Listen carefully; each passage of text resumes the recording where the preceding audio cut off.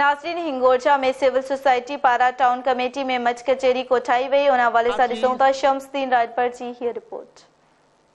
हिंगोरजा में civil society पारा town committee हिंगोरजा के ground ते मच कचारी कोठाई वही। मच कचारी में सियासी, समाजी, अदीब, दानश्वर, सुगड़न, सहाफ़िन वडे अंग में शिरकत कई।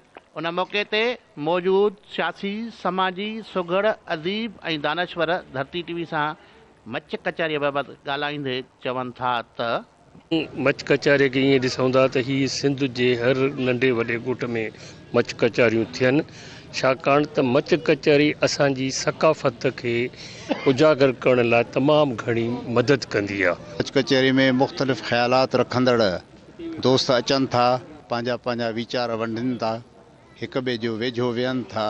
इन सां पाण में मोहबत बि वधे थी ऐं हिक ॿिए खे ॿुधण जो ऐं ॾिसण जो मौक़ो बि मिले थो। त मोहबती मेड़े ॻोठ ॿधजे हेकड़ो, तनी जे वेढ़े पाण ईंदो बादशाह।